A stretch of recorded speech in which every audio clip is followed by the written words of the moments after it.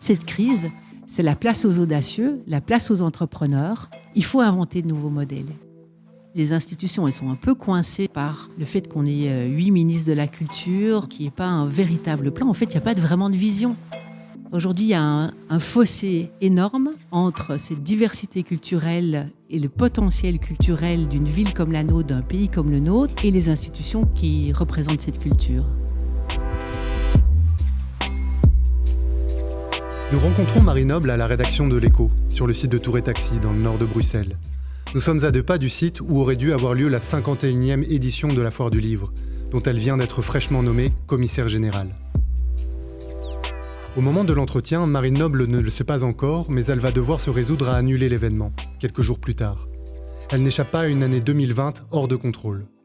Elle déclare dans l'Écho « C'est une opportunité plutôt qu'une contrainte, une occasion exceptionnelle de libérer notre créativité. » On a envie de la croire, car elle n'est pas du genre méthode Coué, Marie Noble, mais plutôt destruction créatrice. De la politique au Parlement francophone bruxellois, aux relations internationales au manège de Mons, en passant par la direction artistique de Mons 2015, Marie Noble peut compter sur une expérience dense et protéiforme, qui lui permet aujourd'hui de porter un regard transversal sur un secteur en plein doute. Territoire, dialogue et collaboration, 3 piliers de la vision d'une cadra polyglotte et déterminée, qui se voit en trait d'union. Elle préfère la diversité à l'élitisme, le territoire aux institutions et l'entrepreneuriat à la gestion. Un pied dedans, un pied dehors, condition sine qua non de la liberté nécessaire pour questionner, réinventer et transformer. Retour au studio d'enregistrement. Marie Noble se tient devant nous, une dizaine de pages manuscrites devant elle, stabilotées, soulignées et rangées par thème. La culture, elle y pense depuis toujours. Ce n'est donc pas le moment pour les approximations ou les leçons de morale. D'autant que l'entretien a bien failli être annulé à cause d'un test Covid, finalement négatif. On met les notes de côté pour plonger dans une discussion riche et hors des sentiers battus. Je suis Nicolas Becquet, vous écoutez Hors Piste avec Marie Noble, un podcast de l'Écho réalisé avec le soutien d'EY.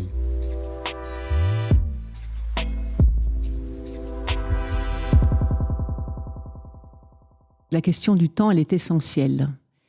Et qu'aujourd'hui, on est contraint par les modes de fonctionnement d'aller vite et d'avoir une certaine rentabilité rapide, à l'année, au mois. Et c'est pas dans ces espaces-temps qu'on va pouvoir créer quelque chose de l'ordre d'un véritable projet commun, comme je pense la culture doit l'ambitionner. C'est sûr que quand je vous dis que ça fait quelques années qu'on le construit et qu'on se projette à 5-10 ans dans la réflexion, c'est parce qu'évidemment, tout ce cheminement, il est charpenté de doutes et je pense qu'on est dans un énorme exercice laboratoire. Il va falloir réellement, à un moment donné, se donner la permission d'être dans un nouvel espace-temps qui est un espace-temps de laboratoire pour pouvoir imaginer, créer, tomber, se relever, avoir la possibilité de se tromper. Et ça, aujourd'hui, c'est plus permis. En tout cas, c'est pas autorisé.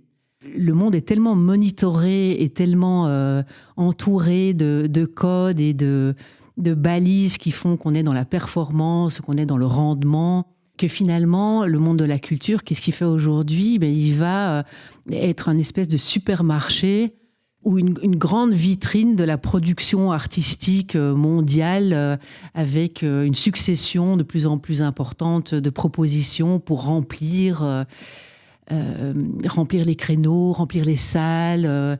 Finalement, c'est quoi ? C'est faire du nombre, faire du chiffre. Quand on est dans cette logique-là, on ne peut pas être dans une logique, justement, à 5 ans et 10 ans, on ne peut pas prendre le temps du laboratoire. Et donc, c'est clair que les questions qu'on se pose là, c'est se dire comment est-ce qu'on peut ralentir et se permettre d'échouer. En tout cas, toute cette activité qui est aujourd'hui à la marge et qui essaye finalement d'être complètement dans les codes du marchand, comment est-ce qu'elle peut revenir au centre ? Parce que finalement, qu'est-ce qu'on fait ? Qu'est-ce que l'artiste, qu'est-ce que la culture fait ? C'est qu'elle adresse des questions démocratiques, de qualité de vie, d'environnement, de société. Voilà, qu'elle nous donne la possibilité d'être critique, la possibilité de réfléchir, de prendre la distance. Et puis il y a aussi cette capacité gigantesque de créer du lien. Mais être critique et poser des questions par rapport à une ambition qui serait une amélioration de la qualité de vie, il faut un temps long. Il faut ce côté laboratoire. Et pour l'instant, dans le mode organisationnel de la culture, c'est pas autorisé, ou en tout cas, c'est pas accompagné.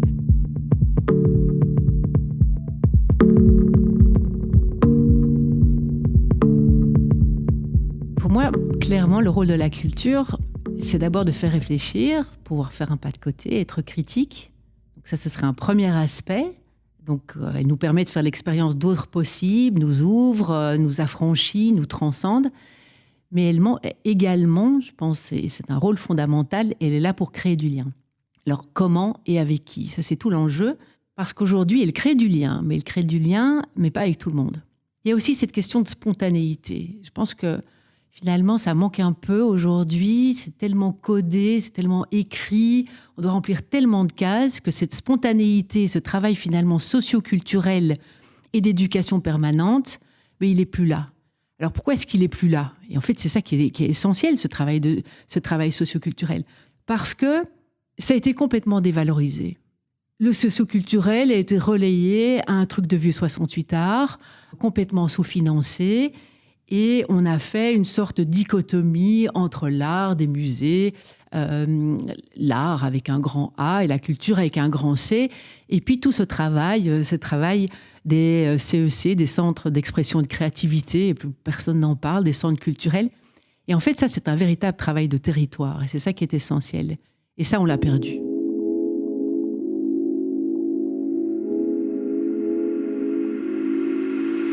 Alors, c'est clair que les formes d'art ont été très cloisonnées.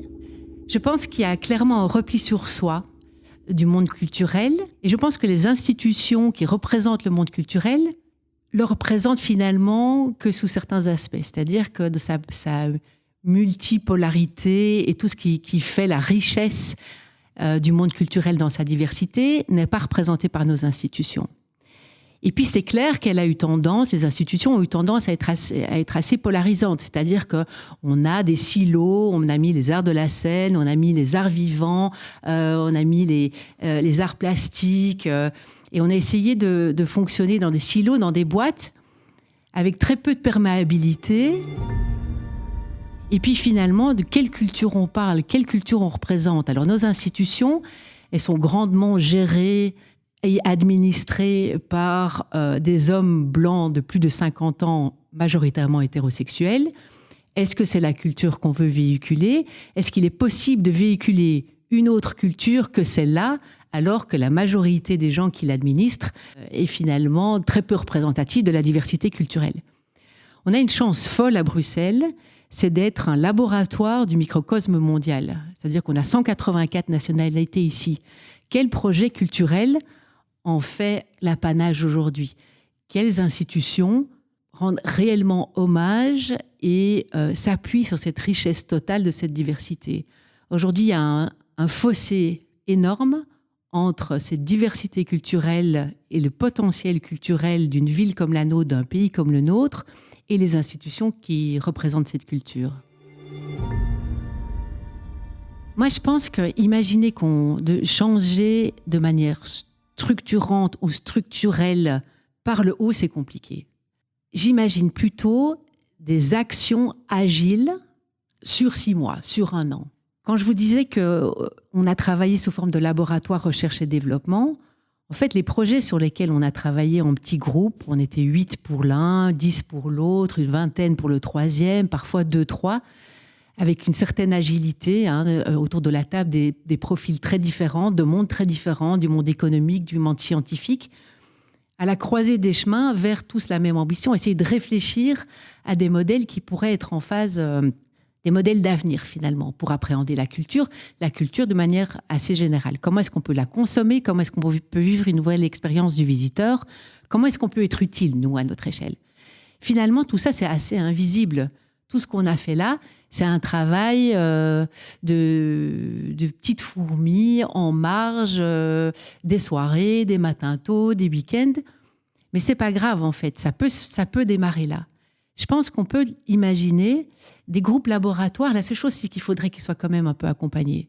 Moi, je l'ai fait parce que j'ai la possibilité d'avoir j'ai la chance d'avoir à côté de ça un emploi, une perspective.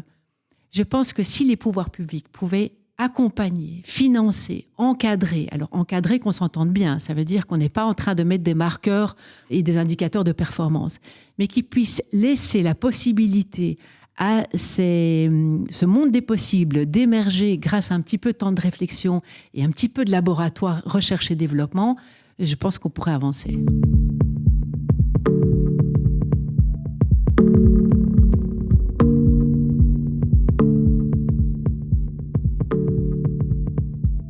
On l'a vu après ce premier confinement, on a vu que les artistes les plus résilients ont été les artistes de la rue. Les arts de la rue se sont remis dans la rue assez rapidement, avec une sorte de résilience, parce que c'était ceux qui avaient été le plus proches de leur territoire. Ils connaissent leur territoire, ils connaissent les gens, ils savent comment rebondir. À côté de ça, il y a eu une sorte de long tunnel de silence de la part des institutions. Pourquoi ? Institutions, je veux dire l'opéra, les grands théâtres. Elles ont beaucoup de mal aujourd'hui à avoir une agilité et une réactivité ou une rapidité de réponse aux enjeux d'aujourd'hui parce qu'elles sont déconnectées du territoire. Je pense que l'enjeu, il est là. Est-ce qu'il faut les bousculer ? Est-ce qu'il faut les changer ? Je pense que oui. Je pense qu'il y a un énorme travail de médiation et que ça ne se décrète pas, on ne s'ancre pas dans un territoire en 5 minutes. Ce travail de médiation et d'ancrage, ça se construit en quelques années.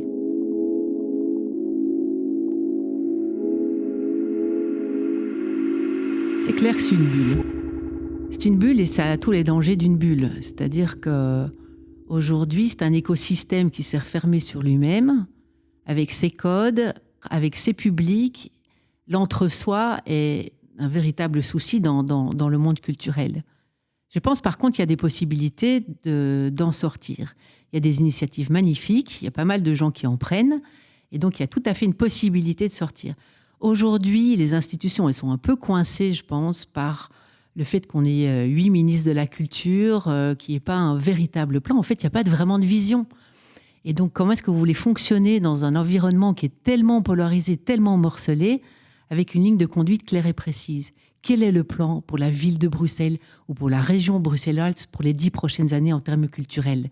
Elle est la 2e capitale au monde, la plus multiculturelle. Quel cadeau !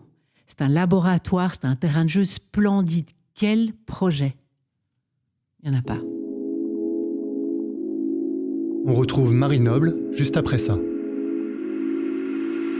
Tout prochainement, retrouvez En Vue, le podcast de EY et CoConnect sur l'innovation et la mondialisation à l'heure du numérique. Je m'appelle Bruno Wattenberg, je suis professeur de stratégie à la Solvay Business School et je serai avec vous pour vous présenter cette nouvelle émission. Nous verrons notamment comment le marché évolue de jour en jour face au changement de notre société. Tant de facteurs poussent les organisations à innover pour développer de nouveaux business models. Abonnez-vous à En Vue sur votre plateforme podcast préférée pour suivre les différents épisodes de cette saison. De retour dans Hors Piste avec Marie Noble. Elle est convaincue que la crise du coronavirus a servi d'électrochoc dans le monde culturel. J'ai envie de vous dire que ça va sans doute pas tout changer, mais qu'il y a eu malgré tout un point de bascule. Et ce point de bascule, il est dramatique. C'est qu'aujourd'hui, le monde culturel est exsangue, véritablement. Donc, on parle souvent d'amener la culture vers les pauvres. Mais en fait, c'est qui les plus précarisés aujourd'hui ? En fait, ce sont les artistes. Quand on arrive à un tel degré de rien, de peu de considération, finalement, je pense que ça pousse à une réaction. Et je pense qu'on a vu de beaux modèles de solidarité ces derniers temps qui font qu'il y a quelque chose qui se met en place. Et quelque chose, en tout cas, de l'ordre de la réflexion et de certaines actions. Il y a même une certaine écoute de la part des pouvoirs publics par rapport à ça. Je suis persuadée que ce qui va ressortir et ce qui est en train d'émerger, c'est l'entrepreneuriat culturel. On voit ça dans des villes comme Charleroi, par exemple. Charleroi a une dynamique culturelle extraordinaire. Pourquoi ? Mais parce que Charleroi n'était pas voué à ça. C'est-à-dire, c'est dur à Charleroi. Ils se sont rassemblés, ils en ont voulu, et ils l'ont fait, finalement, avec un véritable ancrage du territoire, avec une vraie volonté de se dire, on va s'en sortir, on va sortir de là avec la culture. Les acteurs culturels ont été des entrepreneurs, ils se sont fédérés et ils proposent des choses qui sont novatrices, intéressantes, qui font plaisir, qui bousculent un peu, qui interpellent, qui interrogent, et ils sont justes. Je pense qu'à Bruxelles ou ailleurs dans le pays, dans des villes qui sont peut-être plus bourgeoises ou plus nanties, on avait cette tendance, oui, un petit peu bourgeoise de la culture. Les institutions ronronnantes qui ont leur festival de création magnifique au demeurant qui présentaient. Aujourd'hui, je pense qu'on est dans un autre cas de figure. En fait, cette crise, elle a un avantage énorme, c'est qu'on peut y aller. Personne ne va nous dire qu'il ne faut pas oser. C'est la place aux audacieux, la place aux entrepreneurs. Il faut inventer de nouveaux modèles. On est obligé. Et les gens qui nous disent « mais non, on a toujours fait comme ça ne peut pas changer », eh bien aujourd'hui, on ne peut plus les écouter. Et donc ça, c'est assez fantastique. Et je pense que si cette crise a servi à ça, eh bien, c'est vraiment pour un mieux.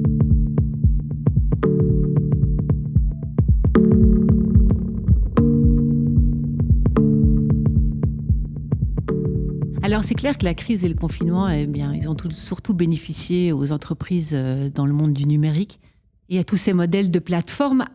Après, je pense que l'apanage de la culture, c'est la rencontre, c'est le lien social. Et s'il n'y a pas cette rencontre, et s'il n'y a pas ce côté analogique réellement, eh bien, on passe complètement à côté de la mission de la culture, qui est cette création de liens, qui est cette véritable rencontre. En fait, la dimension sociale, la dimension vivante, la dimension humaine, elle est essentielle dans la culture. Donc, je pense que la culture a une véritable nécessité de s'approprier certains outils de diffusion, des outils de diffusion, mais les arts vivants ne seront jamais remplacés par un écran. Il y a cette notion de public, cette notion d'expérience qui est essentielle.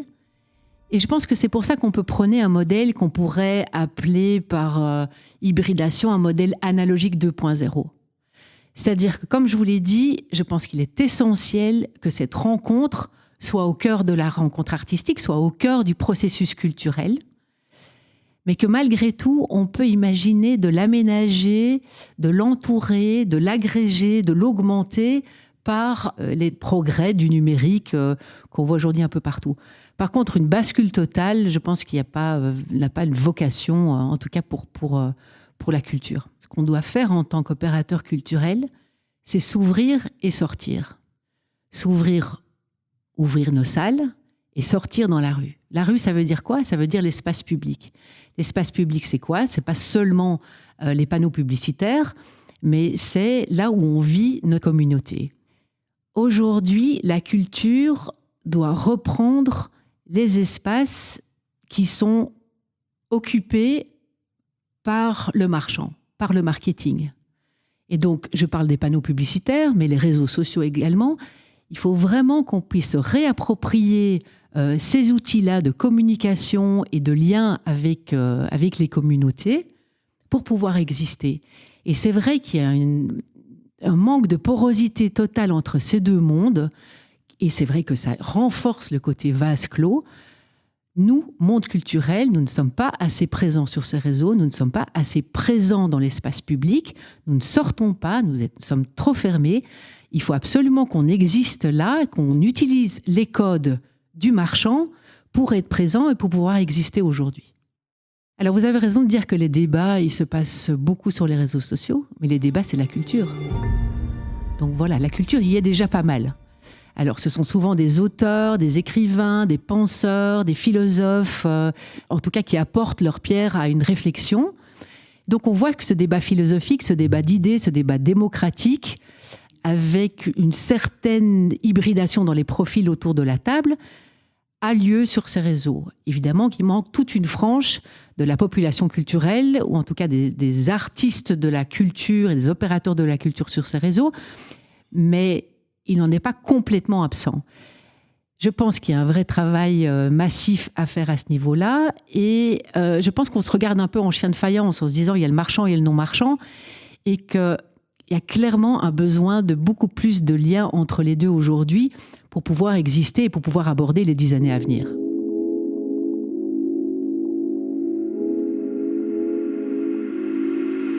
Un accompagnement des artistes, des acteurs culturels, des opérateurs culturels serait vraiment un plus. Je pense aujourd'hui qu'on est dans une situation où il est difficile de maîtriser tous les pans de la création, de la diffusion, de la programmation, de la vente, de l'autopromotion. Je pense que ce serait bienvenu d'avoir une sorte de format type d'accompagnement qui soit assez léger, assez agile et qui puisse être en phase avec les défis d'aujourd'hui. Sans doute qu'il y a beaucoup à faire en termes d'éducation permanente à ce niveau-là, oui.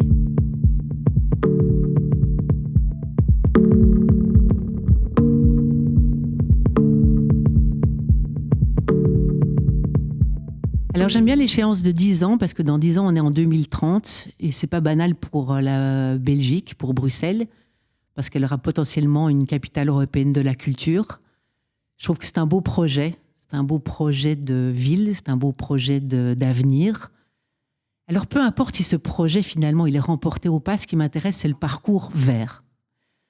Je pense qu'aujourd'hui il y a des choses à faire dans une projection dans un moyen ou long terme.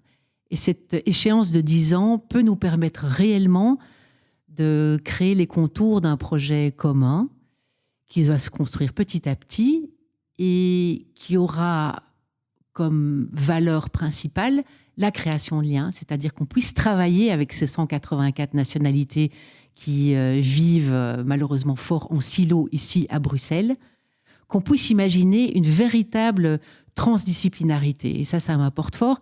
C'est-à-dire qu'aujourd'hui, c'est l'art travaille avec l'art. Pourquoi est-ce qu'on ne peut pas envisager des projets qui puissent allier art, culture, économie, société, environnement? Je pense que ça, c'est clairement l'avenir. Ce sont plutôt des lieux de vie que des lieux culturels.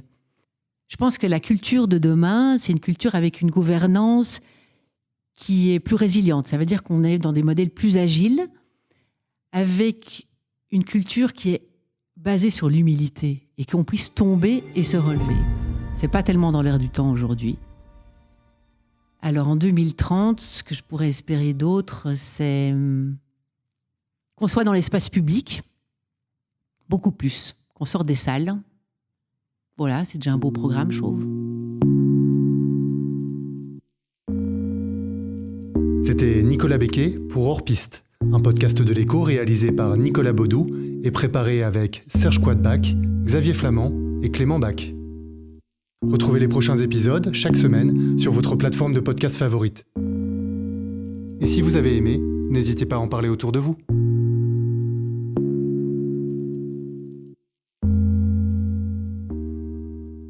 Bonjour, je m'appelle Bruno Attenberg, je suis ambassadeur de l'innovation chez EY et professeur de stratégie à la Solvay Business School. Je vous invite à ne pas rater En Vue, le podcast signé EY et CoConnect, consacré aux différents changements auxquels les entreprises et les organisations sont confrontées aujourd'hui. Innovation technologique, évolution structurelle du marché, Brexit ou encore la crise sanitaire liée au Covid, autant de modifications qui poussent les entreprises à réagir vite. Dans chacun des épisodes d'En Vue, nous allons vous emmener à la rencontre d'organisations qui voient la numérisation et la mondialisation non pas comme une menace, mais plutôt comme une opportunité de développer de nouveaux business models. Abonnez-vous En Vue sur votre plateforme podcast préférée pour suivre les différents épisodes de cette saison.